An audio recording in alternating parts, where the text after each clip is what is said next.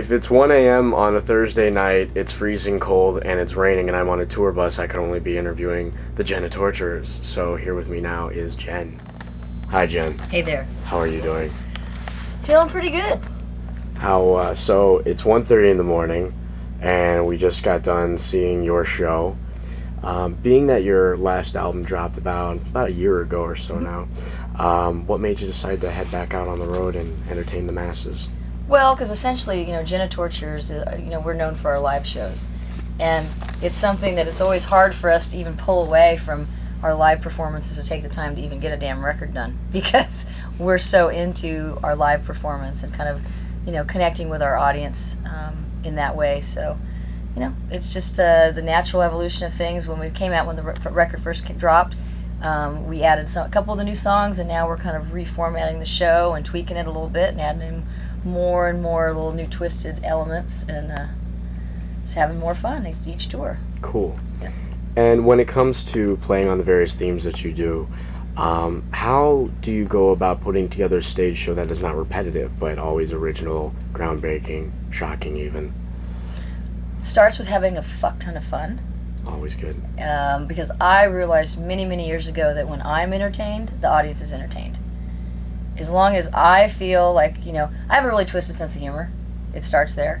And so when I add these kind of little fun things into the show, it entertains me. And I think that then when I put forward that energy to the audience, it's real in the sense that it's like I'm having a damn good time on stage, so I think they have fun. Which we had an awesome devil on stage tonight, dancing around and whatnot. How do you find all these people and entice them to come in and be part of the show? Them. Bribe them. That's right. No, come here, little girl. Well, this tour is really interesting because we have all new performers, and it's fun because each performer is very different too, and I think that's kind of adding a special element. We have one performer who's never toured, never performed before. I just saw her at a club, saw her dancing, and said, "You are the hottest thing I've ever seen. I'm taking you on tour." Once again, because when I'm excited, turned on, entertained, then the audience will be. And that kind of energy on stage that sexual energy is important. So, and then I have another performer that has long dance history. She's an amazing classically trained dancer. And then I have another performer who has done a lot of big techno and fetish events, everything from Ultra Music Fest to Techno Sluts down in Miami, and a really well-known kind of like club performer, and can change her look as a chameleon. So I think it's a fun little group of people. Absolutely, and it definitely shows. Nice little circus. Yeah. Cool.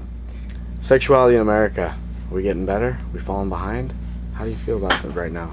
Pendulums does indeed swing in the United States of America because of our two-party system, the way that it's set up. It's definitely pendulous.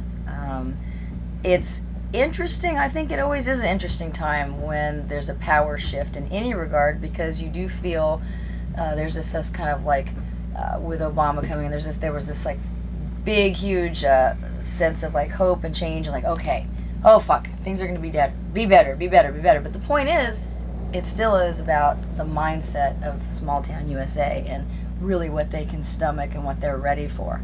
And I think that it's awesome that we have people that continue to push the envelope and push. And do I think it's nudging over? Sure, absolutely. Do I think that, that takes a while to trickle down? Absolutely. Cool.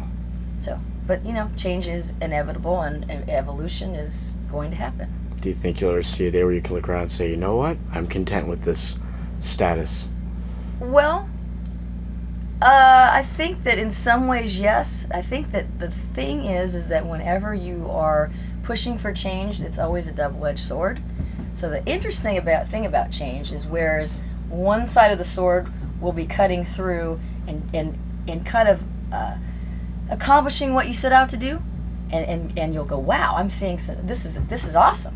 But then the other side is actually bringing things along in the other direction. I think one of the things I would reference for this in terms of like in America and the acceptance of sexuality would be the difference between what the internet has brought to the table when it comes to the whole fetish scene and sexuality, porn, all that.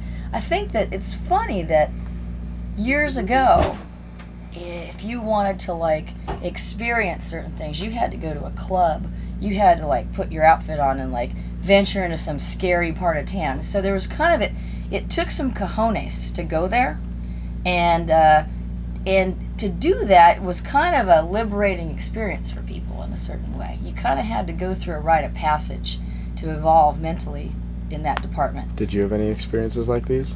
Oh, absolutely. Sure. I mean, you got to remember, piercing was something that there was nobody doing piercing in the heterosexual community. It was only in the gay community. It was very underground. I was one of the first people to start doing piercing in the United States.